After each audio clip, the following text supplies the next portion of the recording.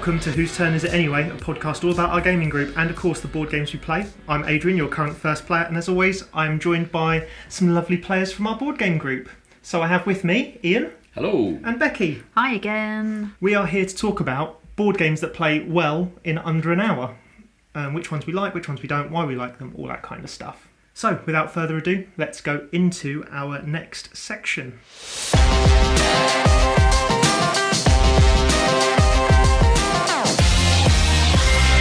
So it's now time to talk about you and me and all the good things and the bad things that have been as we talk about Hex. So, Becky, what have you been up to recently? Well, I played Earth last week, Yeah. which did live up to expectations, I have to say. Good. Really, really good. Lovely sort of tableau building, sort of nice kind of graphical, beautiful planty. If it's plants or nature or animals, that's my bag. And it's those things. It's really good. Little kind of wooden cubes that you build, growth, little small cubes that are meant to represent sprouts. However, when I get the game, I will have to make something that looks more like a sprout because I can't have a little green cube that's meant to be a sprout, right? Just paint leaves on it around Well, the I was side. thinking. It looks like a cubic Brussels sprout. Yeah. Oh, a Brussels sprout. I didn't think of that. Yeah. Be like a Minecraft sprout. Yeah. Really good. So, tableau building. Sort of turn-based, and it's good because in everybody's turn, you're still doing something. It's not just you take a turn, you have to sit and wait. Someone else takes a turn, you're still sitting and waiting. Everyone gets to do Quite interactive. Yeah, a less powerful version of the thing they chose to do, which is a really, really good mechanic. I'm glad I've got someone to talk about this now because so far I've been the only one from the group that's played it. But one of my favourite things that I enjoyed watching or enjoyed doing was just from a sort of a weird sort of point of view. Schadenfreude, you Adrian? Schadenfreude. No, Yeah. I don't believe it. Was someone would take an action and I would get more out of it than they would. It's like you chose the action because of all of my cool bonusy stuff. Yeah. Quite often I felt like I got more out of it than they would, and so I was like, I won't pick that action because I know loads of them want it, and I'm going to get loads out of it anyway, sort of thing. But yeah, no, I do agree. Really, really good game. Really enjoyed it. So thanks to Stu for bringing that round, and getting a little go at that. Brilliant. Ian? Well, of course, I've played lots of games, as always, he says. You have this time? Well, actually I have, but that's only because it's it's been so long since I've been on the podcast. This feels like my contractually mandated appearance on the podcast to avoid getting kicked out. But no, we had a really good game of Endless Winter, which was actually second play for me, which is rare that I get games to a second play because I don't play that often. But Endless Winter is really good, and there's lots of little kind of mini expansions for it that just add. It's always a game of trying to do lots of things and not being able to do all of them. But yeah, all of these additional things didn't feel like they kind of watered it down or kind of overwhelmed you. They actually did add to it and made it a bit richer. But it's a really, really good game. Like anyone who likes, any kind of Euro game, it's right there. There's worker placement, there's tableau building, it's got kind of little elements of everything. You're trying to get up some tracks to get points at the end and whatnot, but and it's not quite. Well, it's sort of a deck builder as well, I guess. Yeah, a sort little bit of set kind of collection, more kind maybe. of a hand builder than a deck builder. But yeah, so you're kind of accruing cards throughout the game, and it's just really. It feels really neat. It reminded me a lot of how kind of Arc Nova felt the first time I played it, where it's just kind of.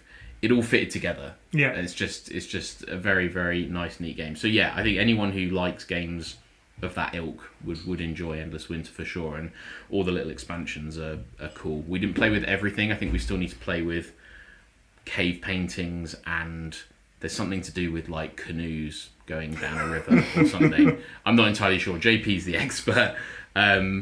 But yeah, it was really good fun, and I won, which is even rarer than me appearing on the podcast. So that was a treat as well. But yeah, it was a good time. Nice. Yeah, I've looked at it. The bit I've always kind of stopped on a little bit is the fact it seems to have like 4 separate boards. But it works. It's modular. It's very Yeah. modular, so you don't have to have all of the things together. And Ian makes a good point. The things are quite synergistic, so you don't feel like something is a complete bolt-on that is weird or stupid or incongruous. It all works nicely. It's and very well integrated. Yeah, it really is. And the fact that kind of a lot of your resources and actions span across those different things. Because I felt the same as you, Adrian. When I first saw the game set up and I turned up to play it, I thought, oh my god, there's like this board over here and this board over here and this, and I don't know what any of this is. And then once you actually start playing, you realise they're all sort of interconnected. There's trade-offs between all of them. So, it's definitely worth a look. Nice artwork. Yeah, it's a very pretty game. Yeah, very pretty nice, game.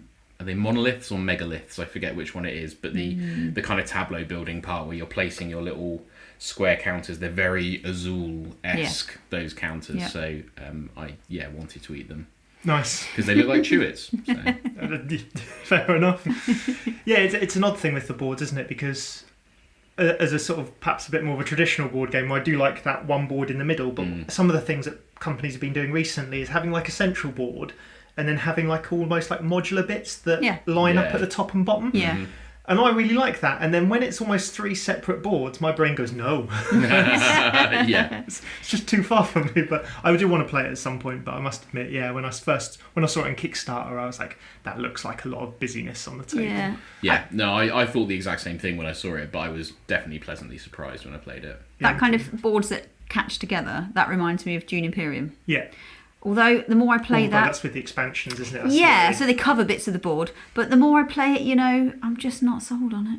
I know it's everyone's new hot kind of ticket item, but it's viticulture all over again, is it? It's better than viticulture. It's better than viticulture. You're not mixing one drop of red wine with an entire vat of white wine and having the gall to call it rosé, quite frankly. It's still rosé. Well, you don't call, milk a milkshake if you put 1 grain of sugar in it, do you? Tell me you're into theme rather than mechanics without telling me you're into theme rather than mechanics. No, I like, it works nicely. There is good things about Dune Imperium, definitely. Maybe because the board is so bland. Functional is the term. It is. It's well designed. I will give it that. It's well laid out. It makes total sense. Maybe I'm just not interested in the world of Dune, and that really puts me off. I'd rather play Lost Ruins of Arnak, which is, to be honest, a very, very similar game. Yeah. And I'd rather play that, and I couldn't care less about Indiana Jones. I know what you mean about the board. Like, with Dune Imperium, when I first played it, I did feel like there were big areas of the board that kind of weren't used for anything. Now, maybe that's been exaggerated in my mind, but it felt like, you had the bits where you placed your workers, but then kind of in between those bits, it was just unnecessary. Boring. It felt like the board could have been smaller. Yeah, I think it could. So what have I been up to? So, strangely, opposite to Ian, I've not actually played many games since we recorded the last podcast. So I don't know that I've got too many to talk about, and certainly ones that I haven't talked about a lot already. So I will talk about culling my collection of games. Shouldn't there have been like a content warning? Trigger warning. Yeah, for me, personally. Well, no, you're going to benefit from this, Becky, because you'll buy all of his games off him. Could be true. Potentially. Could be true. So I worked out I've taken out somewhere between 20 and 25% of all of my games. Holy moly! Yeah. So, and they're definitely being culled, or they're like the potential No, they're cull? definitely. Don't tell Curly, he'll get ideas. I mean, you might be, an option for you. So I'd already had a couple of games that were in the dead zone. In the dead zone of just I've been either tried to sell them before and they hadn't sold, so they were kind of just still sat there counting towards the number, but I'd already sort of ejected them from my collection in my mind. And there was a lot that I went through where I told myself that I just wanted one more play before I sold it on. Just one more go. So it was just, I've played it a couple of times. I could do with another 1 or 2 plays just to kind of concrete how I feel about this game, and then I'll most likely get rid of it because I don't think there's any more in it to keep going with it. Yeah. And I found a load of games like that just hit. I just was like, why am I doing this? Like such as what? What kind of things are falling in this? So War of Whispers was probably a pretty good example. So I've played that 3 times now. 4 times now. We had 2 games on one night, I think, with yourself, Ian, a long time ago. War of Whispers. Now I don't think you'll have to remind me. Circular board where you're pushing all the cubes around and. Let's say sure. let's pretend I remember that. Anyway, I've played a couple of games. We played 2 games on one night, and I've played a couple of 2-player games otherwise, and it's a fun game, but I don't feel like I'm going to learn anything more about that game with more plays. Mm-hmm. I just kind of wanted to play it another time with another group maybe, and so I was like, well, no, why am I holding on to it, taking up shelf space and depriving someone else of it? That's what I've got to tell myself. And also, if it starts to, it almost sounds like it starts to feel like a chore, where you've kind of got this list of games that you've told yourself you want to play one more time, and it's like, well, do you actually want to play them one more time, or have you just told yourself that you want to play them one more time, and now it's like a chore that you have to get done, whereas you could just let them go. Yeah, it's exactly that. I don't know that it's a chore as such, but it was certainly sort of looming as an option. I'm just looking at the list now. So Fog of Love is on there. Mm-hmm. I already own that, so I can't buy that. But yeah, again, I've played it just once, and I was like, well, I want to play it a bit more. I don't know how much I want to play this game, but I want to get a couple more out of it maybe. And then it's just sat there, and it's not moved for over a year. It hasn't come off the shelf in the last year. It's a really tricky one, that, because I've literally just donated my copy of Fog of Love, and it's one of those games that, like, I don't know what situation is right for that game, because it doesn't feel like the kind of game that you'd have a game night like we have and get people around and play that game. It feels like a party game, but with way too much depth to be a party game. Yeah, I agree with you actually with that. And plus the sort of two-player nature of it. I know you can kind of do teams and then discuss, and it can be fun. But yeah, I just find Fog of Love is like one of those games that I bought it because it was so different. It was so different and so good, but I also don't know what it's for. No, that's exactly where I found it. I think what it's for is to get people to try and get their other halves into games. So yeah, so that's some of them, and then I was just looking here as well. I've got a couple of the pandemics where I've got other pandemics that I prefer. I've just kind of played them a few times, and again I was like, I'll wait I'll get one more game out of it. And there's a lot on here that was just that I'll get one more game out of it, and then it will go. So yeah, so that's 20%, as I say, somewhere between 20 and 25% of my board game collection. Wow. I was going to say, you said 25 the first time, and then it shrunk to 20%. Yes. By the end of the podcast, you're only going to be binning like 5% of your No, collection. it's between 20 and 25% from a Calyx Cubes perspective. Okay. So rather than like value or anything like that, Yeah. because obviously you keep quite often some of the big games and all that lot, but from what takes up Calyx space, it's about 20-25%. Wow. And ultimately, that is the only reason to get rid of games, is for Calyx space, Well, not for it's not anything the other only- reason. It's not the only reason, but it is one of the big ones, isn't Yeah. it?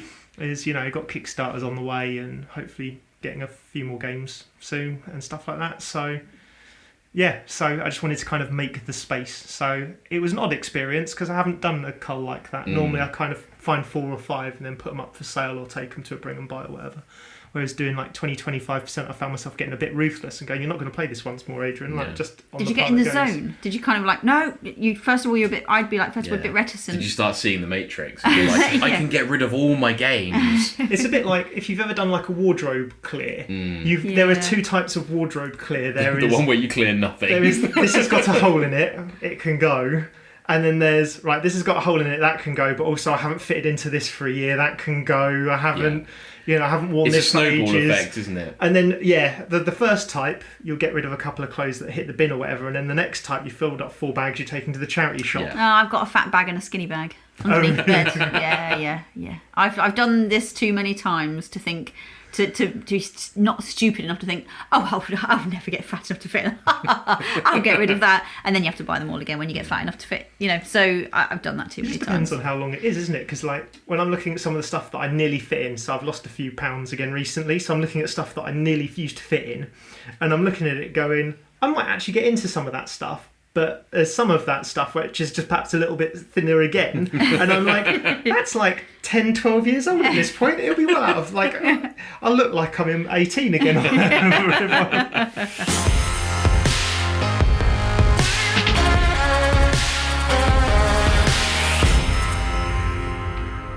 And now on to our main event, where this time we're going to be talking about board games you can play in under an hour. Why you should have some in your collection, what's good about them, which ones we particularly like or rate. So Becky, why should you have some board games in under an hour in your collection? I think time is very precious. I mean, I'm very lucky. I don't have children to take up lots of the time in my life, so I can do what I like. However, life still happens, right? So sometimes you've only got an hour and you want to just fill maybe a gap before you go somewhere, or you've just had dinner, but you don't want to embark on some kind of giant 5-hour mammoth game. So Yeah. you just think, oh yeah, just a quick little, hour to get invested. And also, get other people in the hobby. Yeah. It's only an hour. Just try Very this. good for that. So yeah, they're my two main reasons, I think.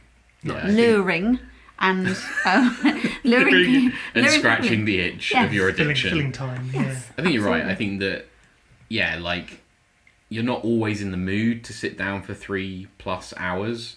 Even those of you who play a lot more board games than me, I'm sure you're not always in the mood for that. So it's nice to be able to, sort of scratch that itch more quickly, and not lose half a day to it, and then just lose to Curly anyway and wish you hadn't bothered.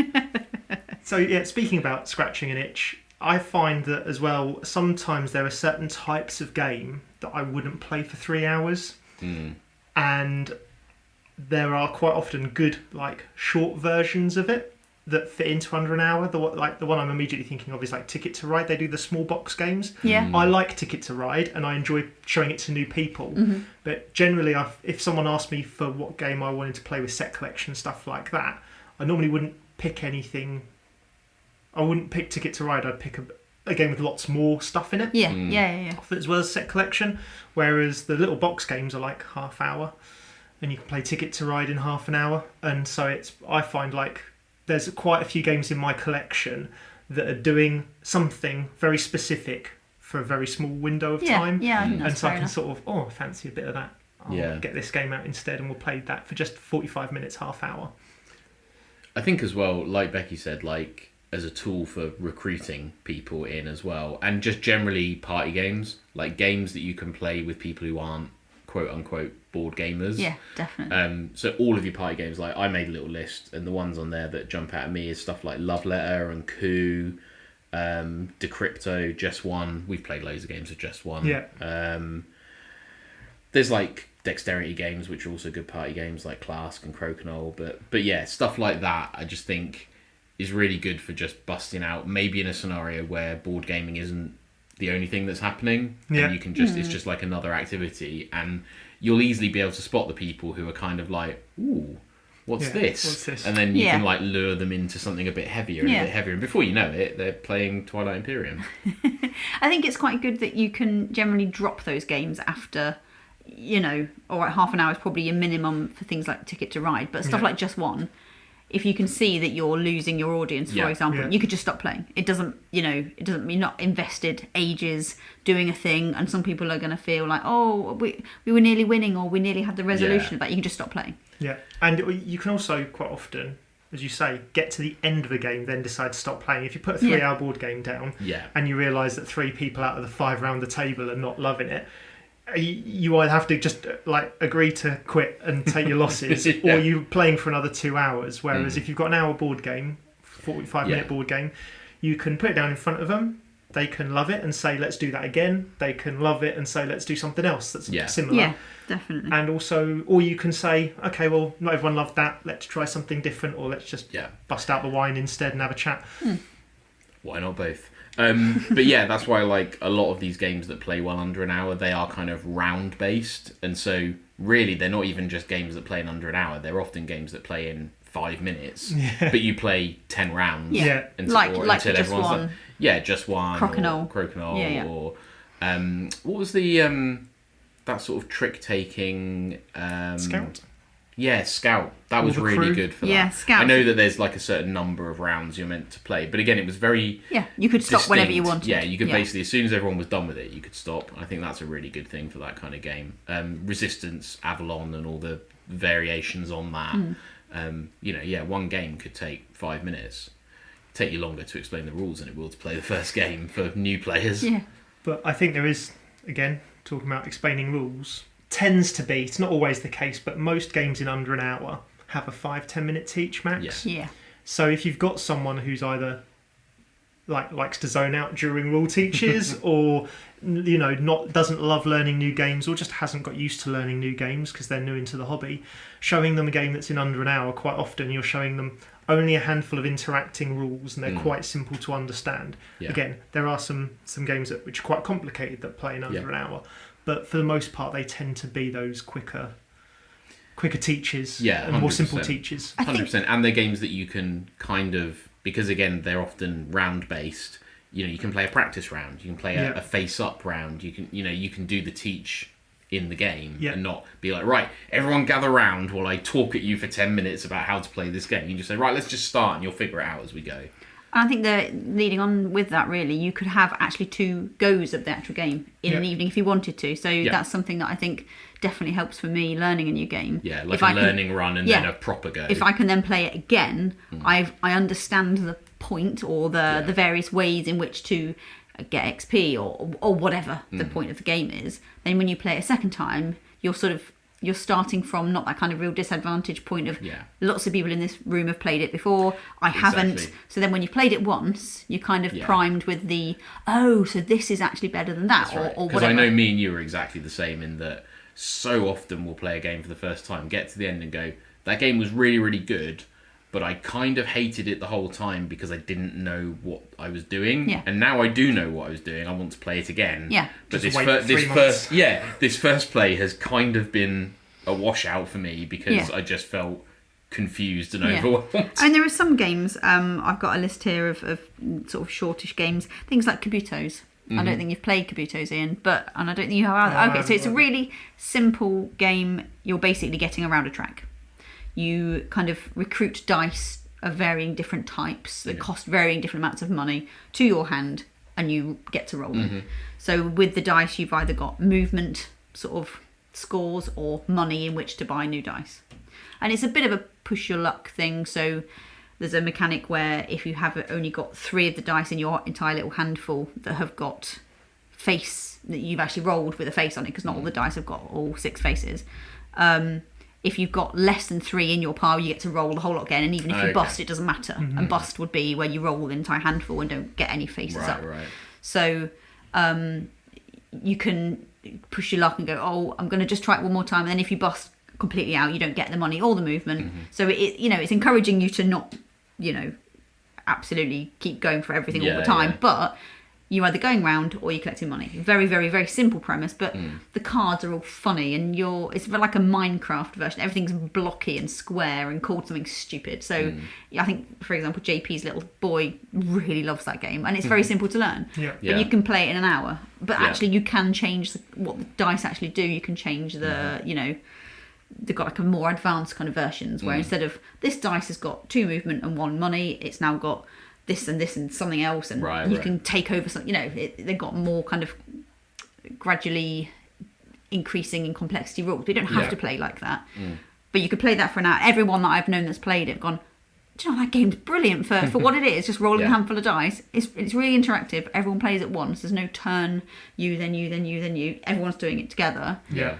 And you easily could play it again a second time and get a completely different kind of result, because it is just about whether you push your luck or not. Yeah, it sounds, in that respect, sounds like something like, is it Vegas Royale? Yes, is that what it's called? Called? That's on my list as well. Where it's kind of, you can play 2 games in a row and they're completely different because, randomization of the values, but also just what people roll and what they choose to go after, and these kind of like little pseudo kind of battles you have where it's like, no, I really want that one, and then like while they're busy fighting over that, you gobble up everything else and get rich. I do really like that. And those games you could sort of just abandon it halfway through if you wanted to, and someone else wasn't liking it. No one's going to be super invested. No, that's it. I think something that's a little bit more kind of thinky, maybe things like Barenpark. I know that Adrian really likes this game, so that's quite a... It's just Tetris, isn't it? Bare Tetris. We've said this before. Essentially, yes. But I don't think I'd want to play that for 3 hours. No. But an hour is perfect for that. And I think there are some games, and we might come back around to it in a little bit, but there are some games where you would happily play it 3 times in a row, 4 times in a row, 5 times in a row. Barenpark is not one of those games to me. No. I'm happy to play it once, pack it away and done. And there might be some people who are like, actually, no, I'm happy to play this 3-4 times on the bounce. But Barenpark is job done. Maybe 1 reset if it's like your first time playing and you're super stoked and just want to give it another go. But for the most part, it's a one and done for me. It's fits inside an hour. Can't decide what else to play. Great. Everyone I know loves Barenpark to some description or another. Don't know what else to play. Cool. We'll talk about it while we're playing Barenpark or something like that. And so that's it. Yeah. Again, it's slightly more thinky, slightly more typical Euro sort of feel to it. Yeah, it's not complex. It's No. just more thinky. You've got to really decide what you're doing. Whereas Cubitos, you just roll your dice. Yeah, it's rather than that party game. Yeah. It's heading towards that. It's a puzzle, isn't it? It's just a sort puzzle. of, you know, New York Zoo or something like that. I think there's quite a few, like, whether you call them classics or not, but there's quite a few games that have been around a while that fall into this category as well. So I've got stuff like Dominion and Seven Wonders, Carcassonne, and like what else did I have? Like Camel Up, I suppose, is getting on now. It's not super new, but they reprinted it recently. So. Yeah, there's a lot of games that have kind of stood the test of time that fall into this sort of playtime bracket. Which I think that's probably all the things we've talked about as reasons for that, because it's, you know, a gateway in for people, so there's a bigger demographic that might play these games, and the fact that you don't have to commit 3, 4, 5, 8 hours to play the game. But I've played Dominion for 5 hours before. Indeed, because it's you just keep resetting it. There's so many different types of card. Because you basically put, I think it's 10 sets of cards out, something like that, and then you kind of buy from it, and so different people around the table will have different engines that they're building. Essentially, what you're doing is building different engines at different times to try and achieve the same, like the most points in different ways. But then all you do is you just mix up those 10 decks that are on the table, and if you've got a couple of expansions, you've got a choice of 100 sometimes. So you can just constantly work through the different expansions and play for hours if you want to. I probably wouldn't do it these days, but I have done it in the past.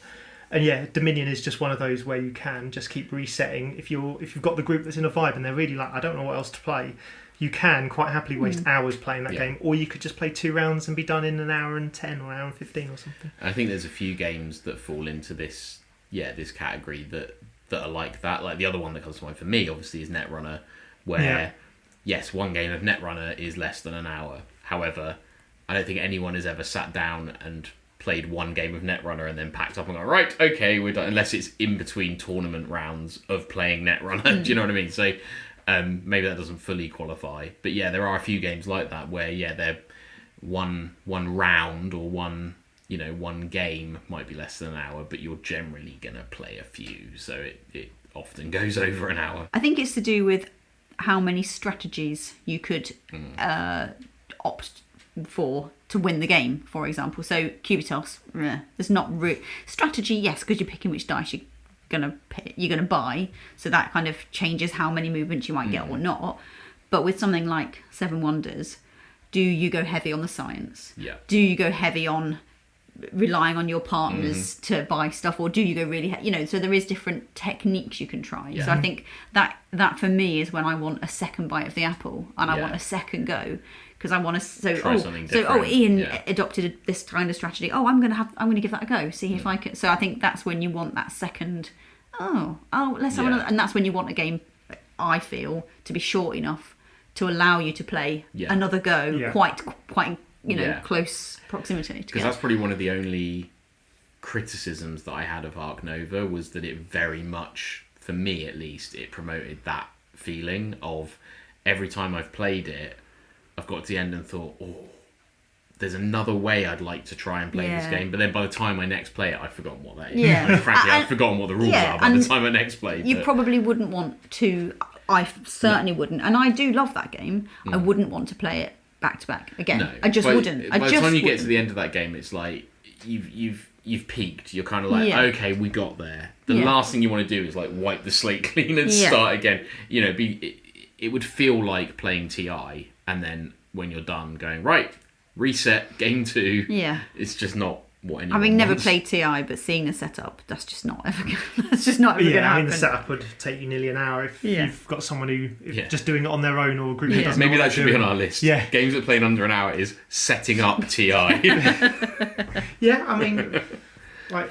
If that's your thing, if you like punching cardboard and putting things in places. Curly said setting up Mosaic was about an hour. It takes us about an hour to set up War of the Ring. I did War Room recently. That was nearly 45 minutes set up with 3 of us helping out. There's quite a lot of games out there that can take an hour to create the setup board state. That's when you really need the kind of Geek and Son natural 20 or insert your brand name here table where you can set it up and then put your table back on so you can still go about your normal life and use the table. Or, just have a dedicated gaming room. Yeah, well, yes, I guess that is the other option. One day.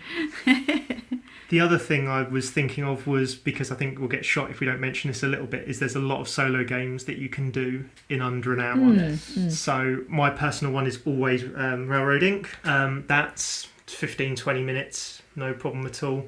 And you, again, because it's rolling dice and you are held to the whims of rolling dice, essentially of whatever the dice rolls, and making the best of what you can out of the dice rolls, you want to go again, because quite often you're like, oh, if I just rolled those two different dice, maybe I can do it. And that chase perfection.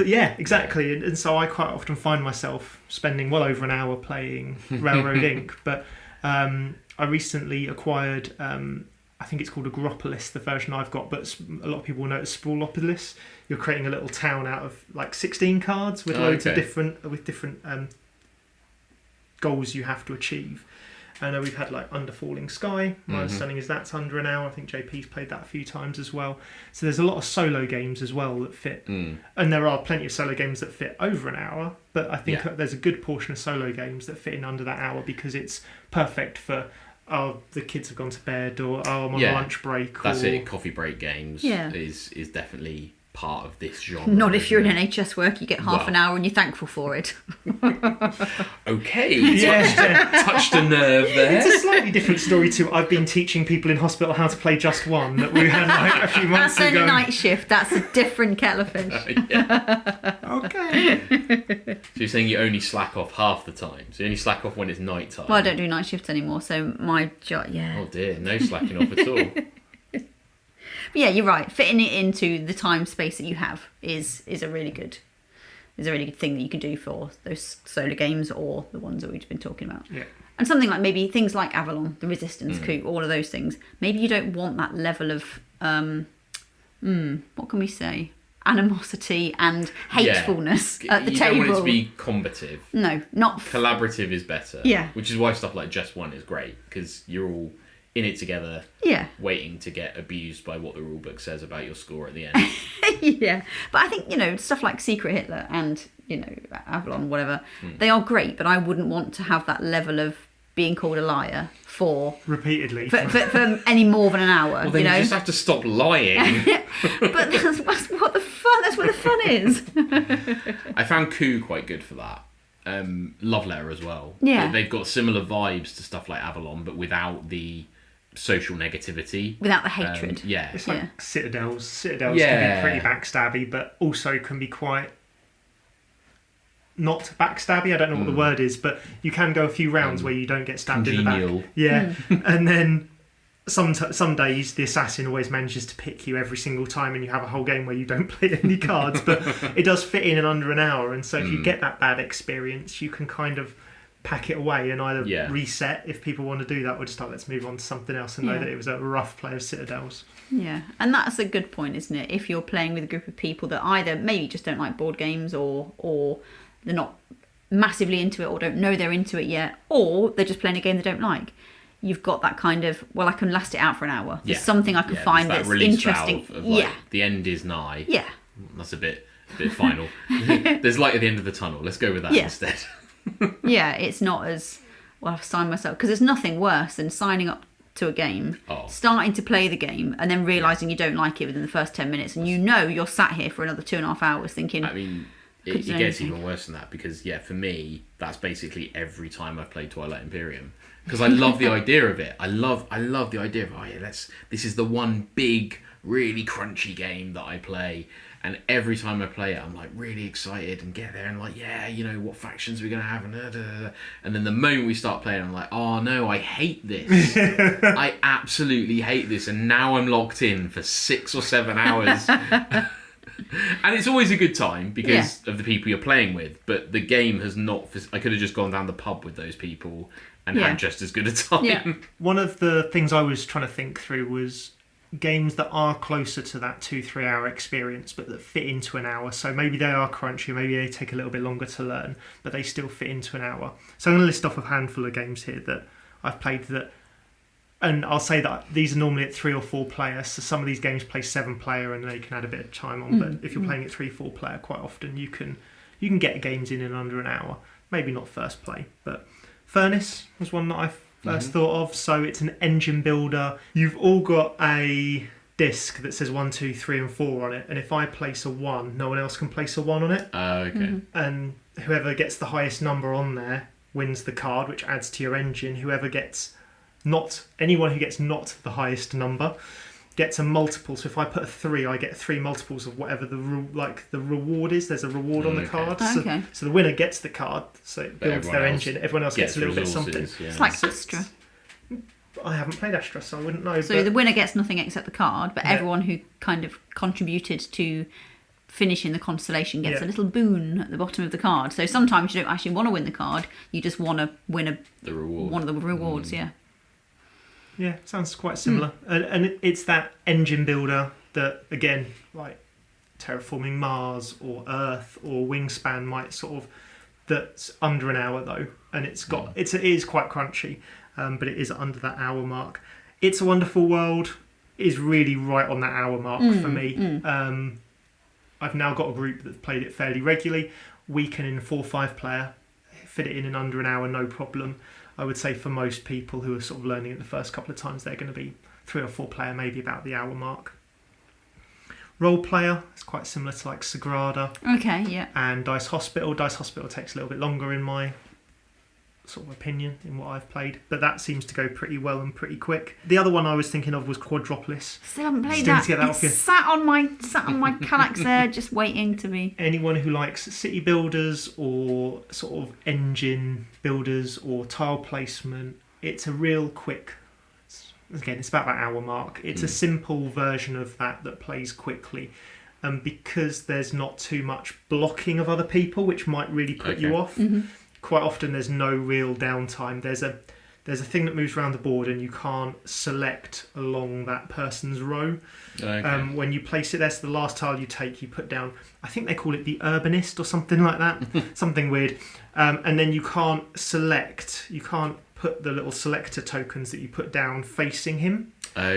Interferes so little that occasionally you go, I wasn't expecting that. It's but just like a mild inconvenience. For the most part, you don't even care that it's there, because it's very rarely has it sort of changed my thought process. So yeah, and great for, again, just building up towards, if you want to build up to, if you're happy with Quadropolis level and all the other games we've talked about, it's perfect. Like, stick with what you're happy with.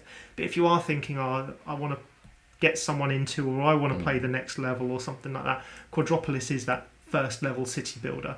I forgot to mention one of my favourite games ever, which is Azul. Yeah, I don't think we touched on that. Yeah. That absolutely plays, again, in a kind of round-based way. You can definitely get a few games in. Glass, something of what's it called? Azul. Stained Glass of No, I haven't played any of the subsequent Azuls. It's better than Azul, in my opinion. Play Summer Pavilion, it's better than that. So I've not tried Summer Pavilion. But Summer Pavilion is again, it's a twist on the Azul thing. But again, all of them playing under an hour, right? Yes. So, yeah. I mean, that's great to hear that the others are better, because I just ordered Azul. The reason I ordered it actually was to play with family, and the focus was as simple as possible. So I imagine all of the subsequent ones are slightly more not massively, not complex, but there's more to them. There's certainly more future planning with the other ones, whereas this one, original Azul is very much like you can pick it up and play it. You can do the teach as you play it. Quite often, until you get to the last round, or you're looking at whatever the last pile of clicky-clacky tokens in the middle are, Portuguese tiles, please, come on, stay in the theme. You're not really thinking too much about that. You can get away with, I've won plenty of games with not really paying attention to what everyone else is doing.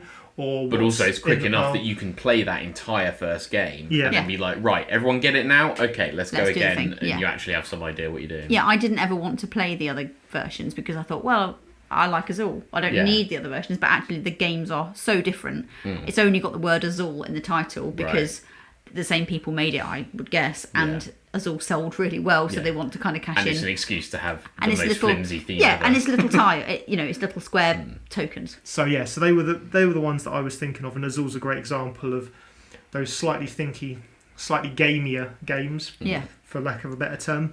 Yeah, it's a very pure game, isn't it? It's all right there. There's nothing.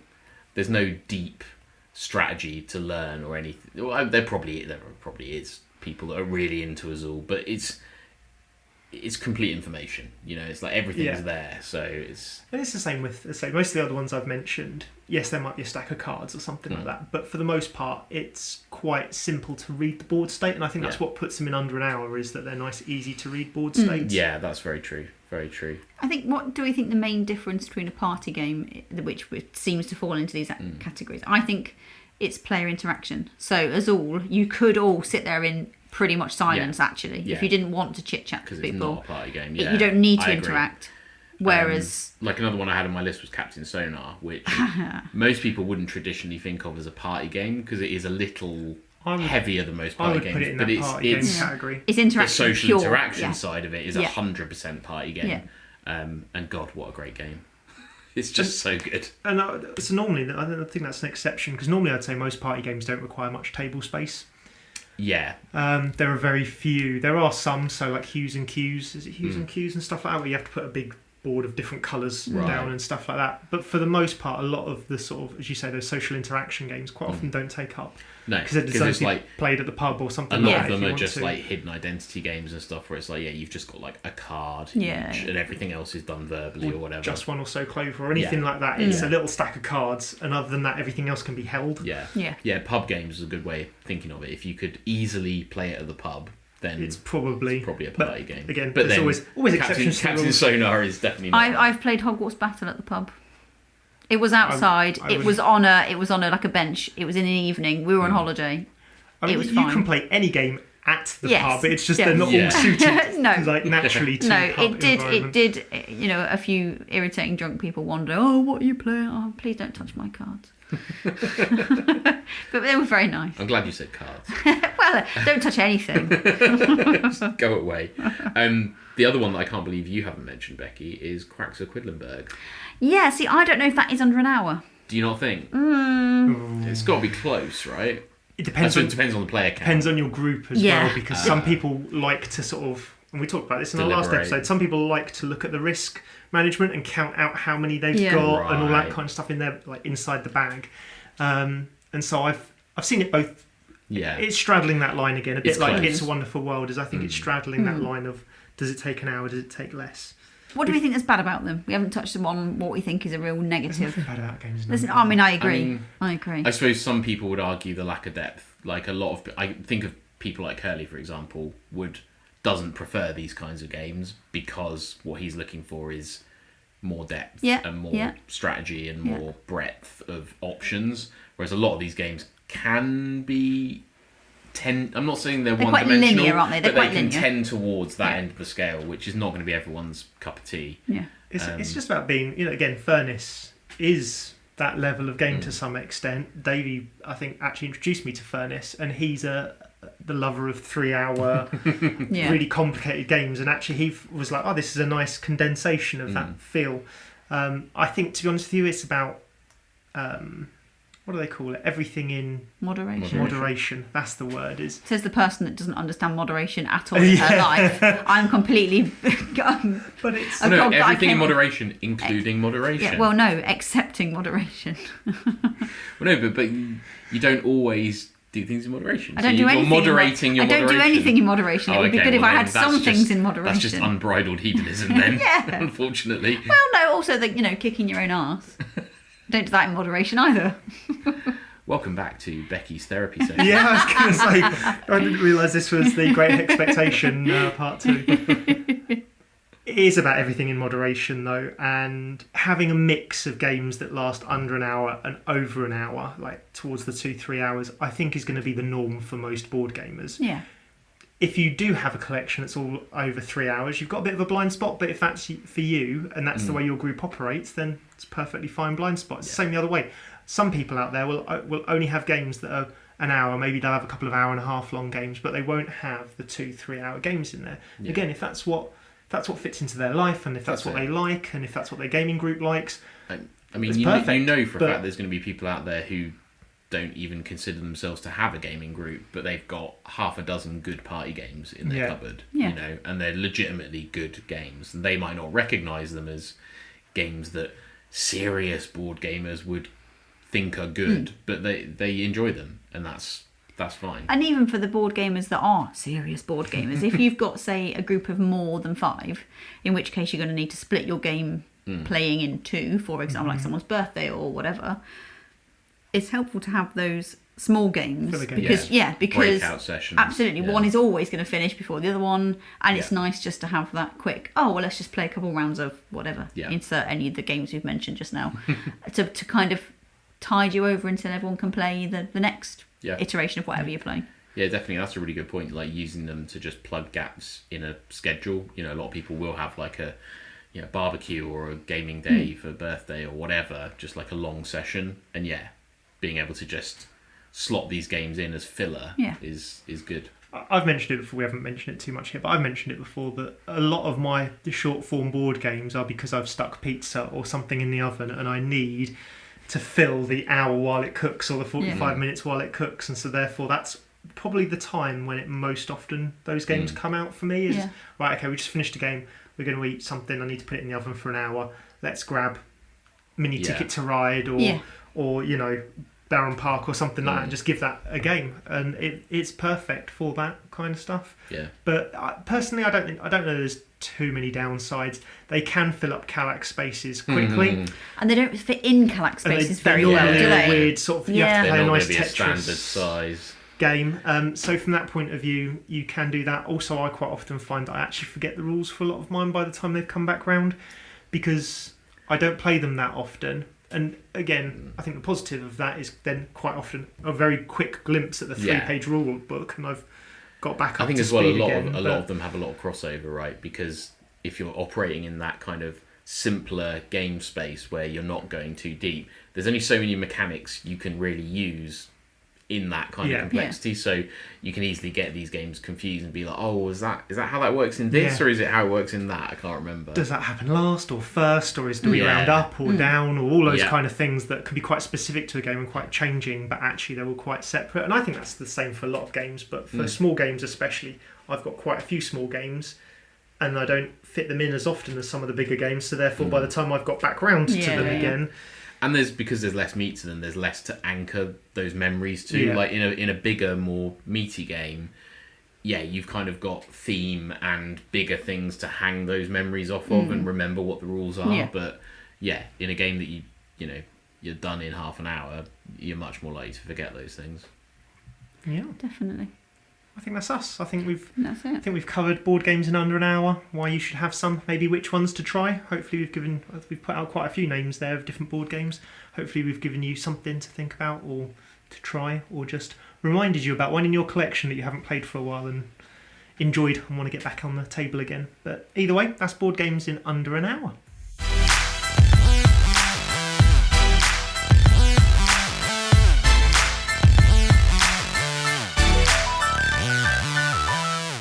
In our next section, we're going to talk about Would You Rather. So there's 2 options. You've got an 8-hour board game day. You are playing board games for that entire day. Would you rather play a 1-hour board game, the same board game, 8 times, or 8 completely different games? Oh, but there's no middle ground. There's no middle ground. 8 is such a good number. Because if you'd said like 3 or even 4... For me, it would have been a no-brainer, the same game. Right. Because I'd like to feel like I got better at it or try different strategies.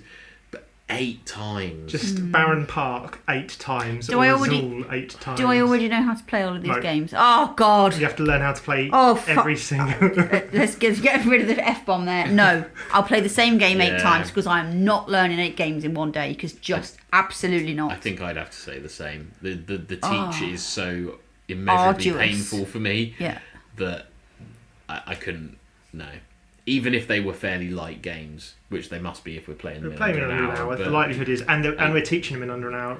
I think even again, if it was like 3 or 4, bring it on. Yeah, I'll learn 3 or 4 games in a day if they're light games. But 8,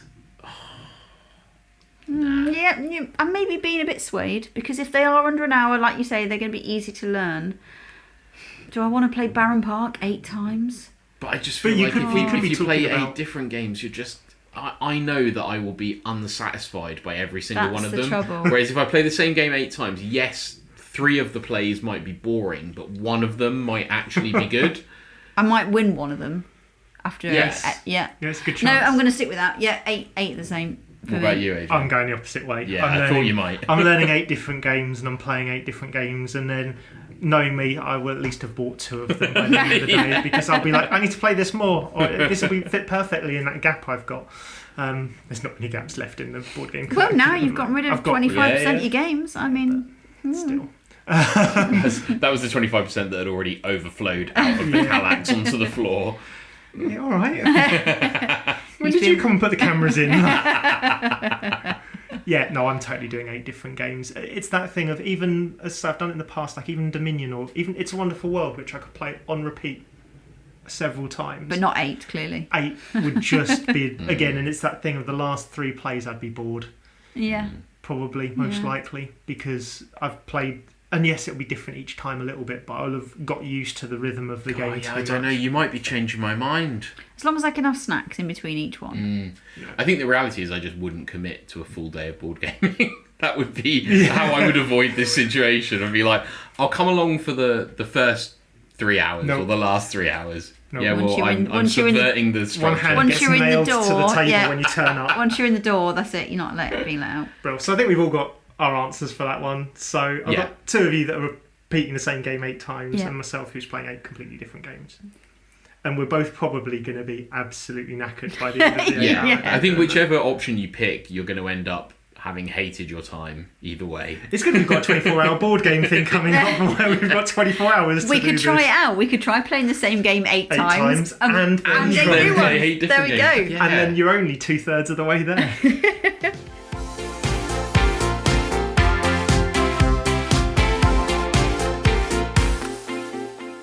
Our next turn is the penultimate turn, where we talk about what we're looking forward to. What are we looking forward to, people? So definitely for me, the 24-hour board game marathon. Yeah. Which is coming up in July 22nd. So get your tickets, people. It's at the Shrubbery in Ilminster, and it is 24 hours non-stop amazing gaming, all for a fabulous charity. It doesn't have to be non-stop. You does. won't be Non-stop. physically forced to play board games for 24 hours, but there's availability of board gaming for 24 hours. There is. There definitely is. And our own JP is going to be doing the live stream. So come and mock him if nothing else. And, That's it. And sadly, no Knights of Knee turning up there. Oh, in the shrubbery. Shrubbery. Aha! What? With Alan Partridge suddenly. Oh, But yeah, it's going to be a really, really fun time. it will be amazing. And all for a really good cause as well. Absolutely. So I'm hoping to do the duration this time. I need to get around to booking a hotel if I'm going to do that. you need to book the shrubbery. I know. Like, I've got, this week, haven't I? Until it's too late. You've got 2 days to do it or something. Yeah. But yeah, it'll be really good fun. Tables are always really full of lots of fun, happy people. And the atmosphere last year was my first one. It was awesome. It's great, wasn't it? The people were so welcoming, even on 20 hours of no sleep. Yeah. Everyone was still in good spirits. Yeah. So it was a lot of fun. And the raffle is absolutely out of this world, epic bonkers. Proportions of It is amazing, bonkers. We've been amazing handing games. all of our games to him for. Well, not just our kind of added collection there, but He's always, last year was really good, and this year's bigger, isn't it? yeah, So- you get because of the generosity of a lot of these designers and publishers. There's some amazing games going to be in there. Oh yeah. I mean, the raffle last year was just. It was wild. Insane. How much stuff there was. Yeah. What about yourself, Ian? Are you on the same lines then as Becky and going to say the 24-hour event? Yeah, so definitely looking forward to that. Like I say, need to sort out my arrangements for it because, as usual, I'm very disorganised and haven't thought beyond next week, let alone anything further than that. I guess what I am looking forward to is, as usual, promising to get a bit more involved in the gaming group and actually play some games. There's definitely a few that you've got, Becky, that I need to talk to you about getting some nights up for, things like Astra and stuff Definitely that I need haven't to played play yet. And you tend to be quite a good Barometer for me in terms of like, if you like it, generally it will be my cup of tea as well. And I've probably bought it off of Adrian, who sold it to Yeah. me with just a one sentence. I'm like, yes, I like the sound of that. I'll buy it. Sold. Yeah. So yeah, trying to get onto a few more game nights, so that the next time on the podcast I've actually got something to talk about. You had something this time. I did, but only because it's been so long since I was last on. I think we should set up an hour board game event. Yeah, That would be good. I Do like a weekend day or something. I do. My Play Sunday. the same board game 8 times. No, not that. My Sunday afternoon, evening is I have a friend quite often comes round and we play some board games together, and about 50% of those board games are in under an hour. Yeah. Or around that hour and 15 we've had a laugh and Yeah. donut or whatever in between while playing. Not with all the sugar all over it, but that kind of stuff. How about you, Adrian? What you got? I have strangely been buying a mix of sort of simple solo games and either roll and write or flip and writes that I haven't actually got to the table yet, but I'm sort of slowly stockpiling them and really looking forward to playing some. So I got Get On Board. Is that a train one? Bus. Okay. So yes, you're trying to do a bus route without getting in the way of other people's bus routes and trying to pick people up in a certain order, and you get more points as you do different things. And that, again, you flip 12 different cards throughout the game, and then that's it. There's always the same 12 cards. They will do different things in a different order. But yeah, it looks really cool.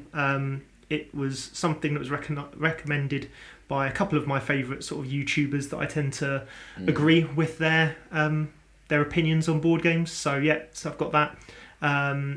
I've also bought Strawopolis, Quadropolis, whichever version it is. And again, a little solo game like 16 cards or whatever it is. Really want to get that to the table. And the other one that I've got on the way is Ganshon Clever, which is That's So Clever in English, but it's generally available more in German. I think it is Ganshon Clever. And again, that's just rolling some dice and trying to tick off the boxes to try and tick off as many off as you can with different combos of stuff. And yeah, I'm just really, for some reason, that's just kind of these little light sort of 1 hour board games, sort of 45-minute flip and write, roll and write. Really sort of, I don't know, I'm really intrigued at the moment. I want to try some more of them. So yeah, hopefully over the next sort of month, 2 months, I'll get through quite a few of them, because it's definitely something that I've not really ventured a lot into, but every time I have, I've really enjoyed it. So I feel like there's a whole genre there that I need to get more involved in. Yeah. I think that sounds cool. And this is it, our final turn. So hopefully we're about the 1 hour mark. But thank you everyone for listening. Hopefully you've got something out of this show. If you have, and if you can think of anyone in your life that might also like the show, please let them know. And hopefully they will enjoy the podcast too. If you've enjoyed the show, please like, subscribe, rate us on your podcast player of choice. And come find us on Facebook, Instagram, TikTok, Board Game Geek, or if you want to talk to us directly, you can talk to us via email. The details are always in the show notes now. Just go there, get in contact. If there's a board game we forgot that's your personal favourite that's under an hour, just let us know. Come and speak to us. With that, we'll be back in 2 weeks' time with another episode. So until then, whose turn is it anyway?